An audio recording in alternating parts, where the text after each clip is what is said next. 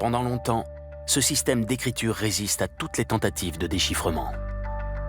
Par chance, 4 textes mayas, appelés codex, ont tout de même survécu à la purge de l'Église catholique.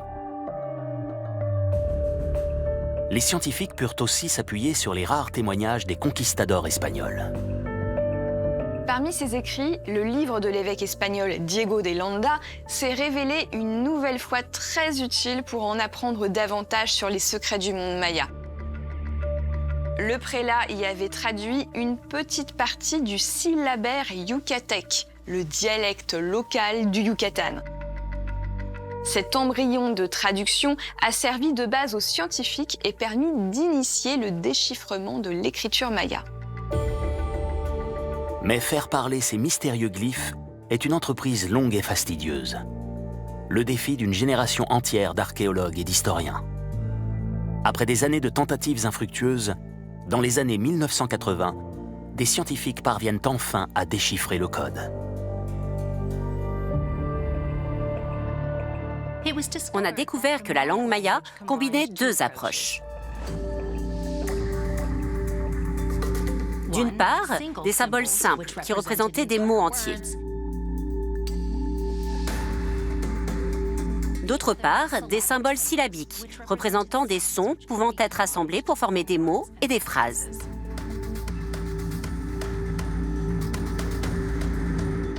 Le tout combiné, on obtient une langue complète.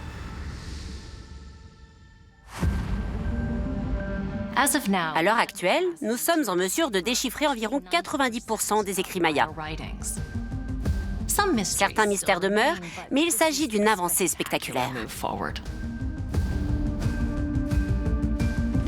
Ça a permis de déchiffrer les inscriptions qui se trouvaient dans les ruines des cités mayas. Elles ont révélé que les Mayas étaient un peuple encore plus sophistiqué et complexe qu'on ne l'avait imaginé jusque-là. En raison de son exceptionnelle longévité, la civilisation maya a connu d'importantes évolutions et de profonds bouleversements au cours de son existence. Au tout début de l'Empire maya, les scientifiques découvrent que les premiers peuplements se situaient dans l'actuel Belize vers 1000 avant Jésus-Christ, puis entre 600 avant Jésus-Christ et 300 de notre ère, pendant la période dite pré-classique, ils s'installent entre le Mexique et le Guatemala dans la région qu'on appelle les Hautes Terres. Puis leur empire s'étend jusque dans la région des Basses Terres. C'est là, dans cette région à la végétation dévorante, où tout semblait hostile à l'homme, que vont surgir les premières grandes cités mayas comme Tikal, Palenque ou Calakmul. Ces villes immenses, pouvant atteindre pour certaines 300 000 habitants, connaissent leur apogée entre l'an 300 et l'an 900. C'est la période dite classique de la civilisation maya. Pendant cet âge d'or, les Mayas créent des routes commerciales qui traversent l'Amérique centrale. La société se structure et s'organise non pas autour d'un pouvoir politique centralisé, mais en États-cités autonomes. Les guerres intestines entre villes ennemies sont fréquentes.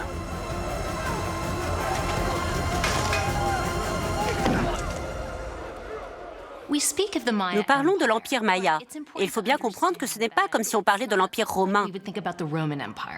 Par exemple, il n'y avait pas d'empereur unique. Il s'agissait d'un ensemble d'États rivaux différents, tous dotés de leurs propres dirigeants. Certains sont plus puissants que d'autres, mais ce qui les unit tous est un langage commun, un ensemble de systèmes de croyances et de pratiques.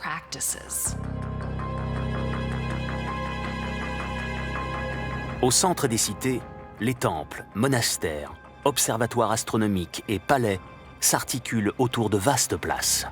Les habitations individuelles sont éparpillées dans les faubourgs. La société maya se divise en différentes classes. Les élites, dont le nom gravé dans la pierre passe à la postérité, et les roturiers, dont le destin sera vite oublié. Au-dessus de ces citoyens, chaque ville est gouvernée par un roi. Dans le monde maya, le pouvoir politique était lié au divin. Les rois régnaient en vertu du pouvoir qui leur était attribué par les dieux. Ils étaient considérés comme le lien entre le royaume des hommes et celui des dieux. Grâce au décryptage de l'écriture maya, le nom de ces souverains et les grands événements qui ont ponctué leur règne ont pu être identifiés. Le décryptage du code maya permet d'extraire des personnalités de cette masse de dirigeants que nous connaissons dans le monde maya et de retracer le règne de certains rois, leur naissance, leur mort, ce qu'ils ont fait lorsqu'ils régnaient. Ce qui est incroyable, c'est qu'il ne s'agit que des élites.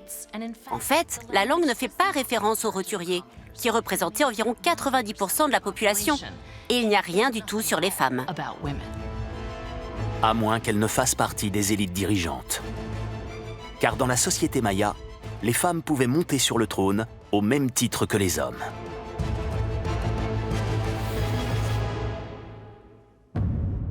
À l'image de la Dame de Tikal, qui régna pendant 16 ans sur cette vaste cité au début du VIe siècle.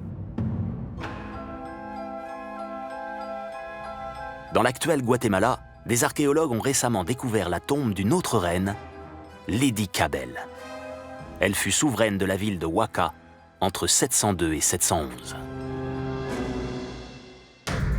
Grâce au décryptage de l'écriture maya, les archéologues ont ainsi découvert le fonctionnement d'une fascinante société. Les visages et les histoires individuelles de ceux qui peuplaient ces vastes cités de pierre ont été révélés. Mais une pièce du puzzle est toujours manquante. Pourquoi est-ce que cet âge d'or a pris fin? Est-ce que le déclin a été brutal ou progressif? Et pour quelles raisons les Mayas ont-ils fait le choix d'abandonner leurs immenses cités? Le mystère de cette disparition reste entier, mais depuis quelques années, de nouveaux indices ont été trouvés qui nous permettent aujourd'hui d'émettre plusieurs hypothèses. On pourrait penser que maintenant que nous avons déchiffré le code maya, nous pourrions comprendre les causes de l'effondrement. Mais en fait, il n'y a rien d'explicitement écrit. Peut-être faut-il lire entre les lignes. Nous savons que tout au long du 8e siècle, les Mayas avaient une civilisation florissante. Nous disposons d'archives fantastiques, de dates inscrites sur leurs bâtiments, ce qui nous permet de les situer dans le temps. Mais au début du 10e siècle, on n'en a plus aucune trace.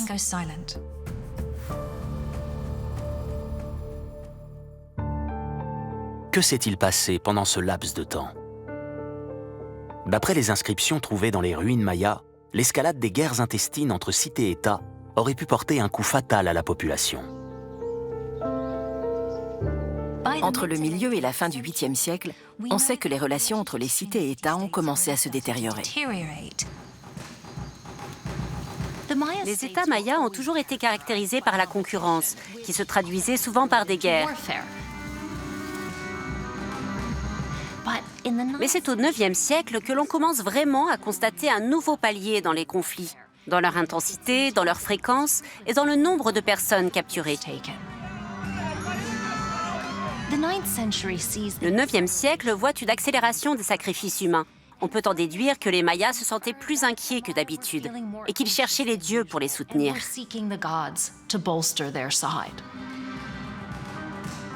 Le commerce a diminué, la guerre et les morts augmentent et il n'y a pas de nouveaux bâtiments. Ils ne construisent rien. Pourquoi? Aucune preuve archéologique ne vient étayer l'idée que les Mayas ont été anéantis par une invasion étrangère massive. Les villes ne sont pas démolies, elles ne sont pas détruites. Malgré les signes extérieurs de richesse, les routes commerciales mayas s'effondrent. Dans les grandes cités des basses terres du Sud, les conditions de vie se dégradent et deviennent de plus en plus difficiles pour la population.